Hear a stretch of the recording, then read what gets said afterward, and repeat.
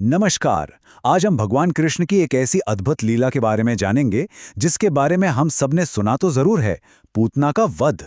पर देखिए, ये सिर्फ एक पौराणिक कथा नहीं है, बल्कि इसमें जिंदगी के इतने गहरे राज छिपे हैं कि आप सच में हैरान रह जाएंगे। तो चलिए कहानी शुरू करने से पहले एक सवाल पर सोचते हैं। क्या सच में एक नन्ही सी भोली भाली मासूमियत सबसे बड़े, सबसे भयानक धोखे को भी हरा सकती है? सुनने में थोड़ा मुश्किल लगता है ना? बस यही सवाल इस पूरी लीला का सार है। तो कहानी शुरू होती है एक खौफ से, एक डर से। मथुरा के राजा कंस को जब एक आकाशवाणी सुनाई दी कि उसकी अपनी ही बहन का 8वां बेटा उसकी मौत का कारण बनेगा, तो वो डर से कांप उठा। और आप जानते ही हैं, डर अच्छों को राक्षस बना देता है। और जैसे ही कंस को खबर मिली कि वो बच्चा, वो नन्हा बालक गोकुल में जन्म ले चुका है, उसने तो जैसे अपनी सारी ताकत, सारी शैतानी शक्ति उसी तरफ झोंक दी। एक के बाद एक कितने ही भयानक राक्षस भेजे गए।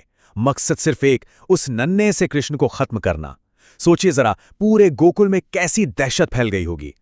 अब इन्हीं सब राक्षसों में से एक थी पूतना। और पूतना कोई मामूली राक्षसी नहीं थी, नहीं। उसकी सबसे बड़ी ताकत थी, वो अपना रूप बदल सकती थी। मतलब वो जो चाहे बन सकती थी। इसीलिए कंस ने उसे इस खास काम के लिए चुना था, क्योंकि उसका तरीका सबसे ज्यादा कपटी और धोखे से भरा था। तो चलिए अब देखते हैं कि पूतना ने अपने इस खतरनाक मंसूबे को अंजाम देने के लिए आखिर कैसा जाल बिछाया। यहीं से कहानी का सबसे दिलचस्प हिस्सा शुरू होता है। पूतना का छल आप देखिए कितना जबरदस्त था। बाहर से एक बेहद सुंदर ममतामयी स्त्री का रूप, जिसे देखकर कोई कह ही नहीं सकता कि इसके दिल में कोई खोट भी हो सकता है। और अंदर इरादे जहर से भी ज्यादा जहरीले। मतलब एकदम सटीक उदाहरण कि कैसे बुराई हमेशा अच्छाई का चोला पहनकर ही आती है। अपने इसी खूबसूरत रूप का फायदा उठाकर पूतना बड़ी आसानी से गोकुल में दाखिल हो गई और वो सीधे पहुंची नंद और यशोदा के घर। और इससे पहले कि कोई कुछ सोच पाता, कुछ समझ पाता, उसने झट से नन्हे कान्हा को अपनी गोद में उठा लिया। जरा कल्पना कीजिए, मौत उस मासूम बच्चे के कितने करीब आ चुकी थी। उसका प्लान, उसकी योजना बहुत ही घिनौनी थी। पूतना ने अपने स्तनों पर कालकूट विष यानी कि बहुत ही घातक जहर लगा रखा था। वो कृष्ण को दूध पिलाने के बहाने उस जहर से मार डालना चाहती थी। मतलब ममता का, मातृत्व का इससे बड़ा अपमान और क्या हो सकता था। लेकिन पूतना एक बहुत बड़ी गलती कर रही थी। वो जिसे एक मामूली सा असहाय बच्चा समझ रही थी, वो तो स्वयं नारायण थे। और अब पूरी बाजी पलटने वाली थी। शिकारी खुद शिकार होने वाला था। तो देखिए हुआ क्या। जैसे ही पूतना ने कृष्ण को स्तनपान कराना शुरू किया, कृष्ण ने न सिर्फ वो जहरीला दूध पीना शुरू किया, बल्कि दूध के साथ साथ उसकी प्राण शक्ति, उसकी जान को ही खींचना शुरू कर दिया। पूतना दर्द से छटपटाने लगी। उसका वो सुंदर मुखौटा उतर गया और सबके सामने आ गया उसका असली विकराल राक्षसी चेहरा। और इस अद्भुत दैवीय लीला का जो नतीजा निकला, वो बहुत ही शक्तिशाली था।